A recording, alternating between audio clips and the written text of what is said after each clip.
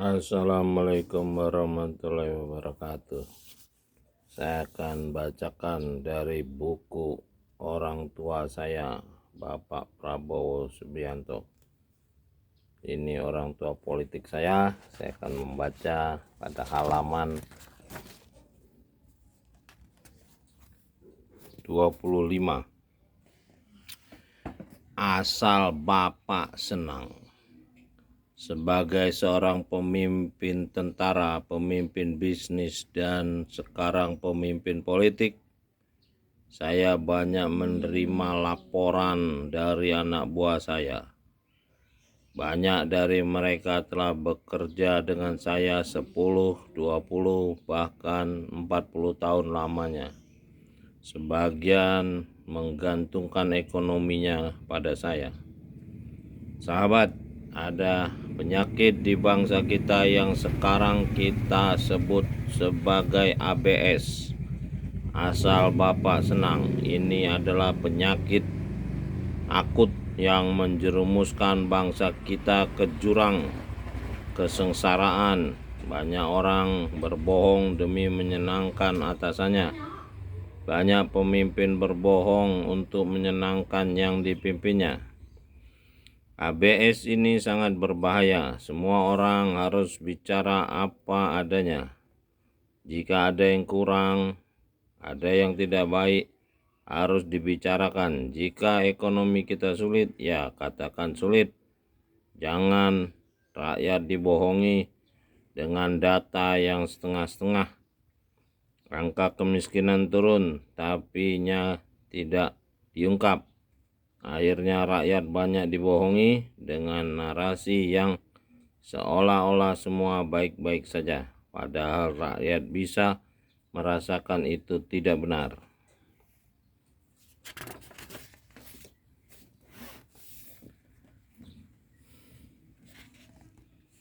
Pada saat saya menulis buku Indonesia Menang ini, saat ini pertengahan tahun 2018, 20 tahun sejak reformasi 1998,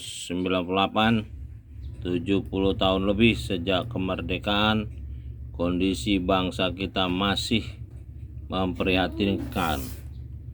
Lebih dari 1 dari 3 anak Indonesia gagal tumbuh atau menderita kondisi yang disebut stunting.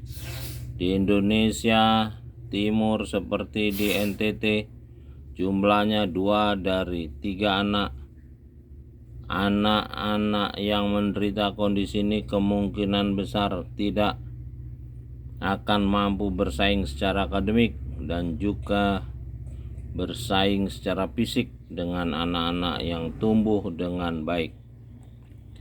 1 dari 2 atau tepatnya 55% anak Indonesia yang telah menyelesaikan sekolah tidak mampu memahami apa yang ia baca. Bahasa teknisnya functionally illiterate. Jumlah ini jauh di atas angka 1 dari 10 untuk Vietnam. Dengan kondisi seperti ini, masih sangat banyak rakyat Indonesia yang dapat diperdaya oleh orang asing, diperdaya oleh orang sendiri, dibuat senang dengan data-data dan informasi-informasi ABS atau sekarang sering juga disebut sebagai hoax, informasi palsu, fake news, berita bohong. Celakanya, banyak juga yang karena tidak mampu bekerja, tidak mampu disiplin, maka membuat berita bohong. Mereka membohongi atasannya, bohongi saudaranya, bohongi anak buahnya. Saya jadi ingat waktu saya jadi komandan batalion 328. Saya hanya mau uji, saya mau tes budaya perwira saya ini apa benar-benar jujur, terbuka, atau apakah sudah terjangkit ABS.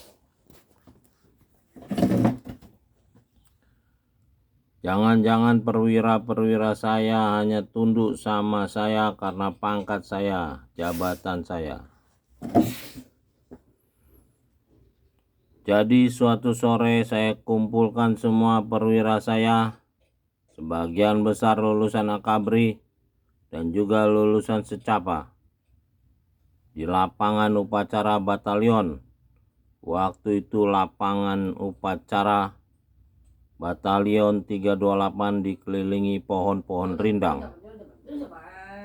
Saya paham bahwa pohon-pohon itu sangat penting untuk kesejukan dari segi lingkungan hidup. Pohon ini sangat penting.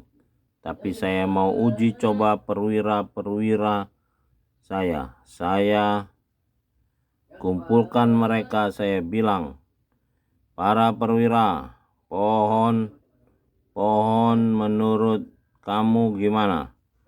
Menurut saya pohon-pohon ini sebaiknya kita tebang saja ya. Kalian sependapat tidak? Saya lihat muka mereka agak shock, agak kaget, tapi saya teruskan. Menurut pendapat saya ini pohon-pohon mengganggu pandangan.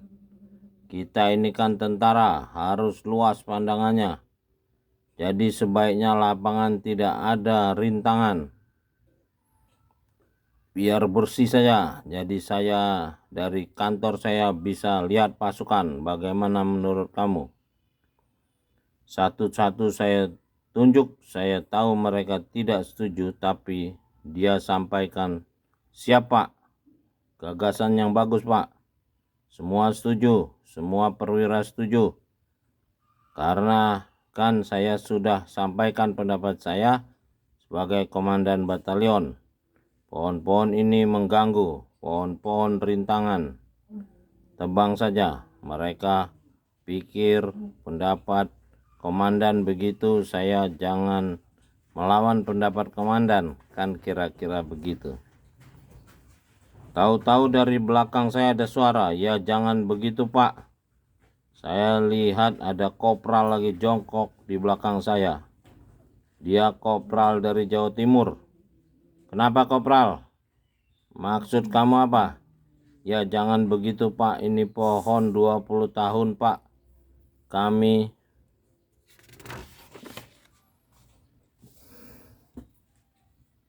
dulu tanam waktu saya masih remaja. Ini kan kami kalau tunggu apelkan di bawah pohon Pak, teduh Pak, kalau ditebang nanti juga banyak debu Pak. Saya lihat dan saya bilang, Kopral kamu benar. Saya bilang kepada para perwira, kalian dengarkan, Kopral ini lebih jujur daripada kalian semua. Kamu kan takut sama saya. Dia tidak takut, sambil senyum-senyum, sambil ketawa-ketawa. Mereka semua mengakui. Ini jadi pelajaran. Kadang-kadang mereka yang pangkatnya rendah, mereka yang di bawah, mereka yang wong cilik, mereka justru lebih jujur daripada orang-orang yang punya pangkat dan punya kedudukan. Ini pelajaran yang saya terima, dan dalam sejarah Indonesia sering terjadi seperti itu. Saya juga sering merasakan itu. Ini pelajaran bagi saya, bagi kita, bagi sahabat yang termasuk generasi muda. Mungkin saudara pernah nonton film Titanic. Di film Titanic ini sudah jelas, sudah diingatkan, Pak, ini ada bahaya es. malah terus senang-senang masih dansa. Adalah kewajiban kita untuk mengingatkan pemimpin kita, mengingatkan sesama rakyat Indonesia. Saya ingatkan, kalau kita begini terus ya salah. Ini jalan yang salah. Kita harus kembali ke jalan yang benar. Dan kalau tidak, rakyat Indonesia akan menderita terus. Sahabat, di berbagai indikator kunci yang seharusnya kita gunakan sebagai indikator keberhasilan atau kegagalan kita dalam berbangsa, kita jauh tertinggal dari negara-negara tetangga kita. Kita saat ini sepadan dengan banyak negara yang mengalami konflik ekonomi, konflik sosial berkepanjangan. Celakanya, banyak di antara kita, termasuk elit kita, yang tidak merasa gusar. Kita urutan sekian ratus dunia dalam hal kesejahteraan, dalam hal prestasi olahraga. Kita tidak hanya telah kembali menjadi bangsa yang mengidap inferiority complex sehingga mudah diperdaya orang lain, tetapi juga bangsa yang gemar berbohong, yang memperdaya bangsa sendiri. Hal ini banyak dilakukan juga oleh orang-orang pintar dengan gelar S2, S3, sehingga terjadilah pengkhianatan intelektual secara masif. Saya ingat cover story majalah Far East Economic Review 26 Juni 2003. A Nation Betrayed, How Indonesia's Elite Are Selling the Country Short. Elit Indonesia menjual negaranya sendiri. Sahabat, tidak mungkin kita capai kemakmuran kesejahteraan tinggi tanpa adanya kepercayaan, tanpa trust dari rakyat kepada elitnya. Sekarang rakyat Indonesia mulai kehilangan trust kepada elitnya. Jika ini dilanjutkan, ya kita risaukan adalah masa depan bangsa Indonesia. Ya, dari tulisan ini, alhamdulillah, saya sudah menggagas revolusi jujur sejak channel saya Andrason Napoleon Berbagi Cerita 2204. Itu adalah video pertama saya tentang revolusi jujur 2019. Jadi ini udah 5 tahun. Alhamdulillah, di mana-mana orang sudah mendengungkan untuk kembali jujur. Dengan jujur, maka kita akan napak tilas Nabi terakhir Muhammad SAW yang dikenal sebagai Al-Amin. Mudah-mudahan 5 tahun ini kita bisa mendekatkan diri kepada pencipta Rabbil Alamin, seperti Nabi kita sebelum diangkat jadi Nabi, dia di Gua Hira selama 5 tahun. Mudah-mudahan tahun 2029 kita akan diangkat derajatnya menjadi bangsa yang akan menjadi rahmatan lil alamin dengan Pancasila dan mayoritas umat yang mengerti kitab petunjuk manusia. Amin ya rabbal alamin. Mudah-mudahan kita diampuni. Rabbir firli wali walidayya warhamu makama rabbayani shaghira wali jamil mu'minin wal mu'minat wal muslimin wal muslimat alaya minhum walamat. Mudah-mudahan kita diberi kekuatan nolong untuk memperbaiki diri, bagi keluarga, memperbaiki masyarakat, bangsa dan negara Indonesia. Robi adil nimur khola sediki wa nimur roja sediki ajalim ladun kasultanan nasiroh. Mudah-mudahan kita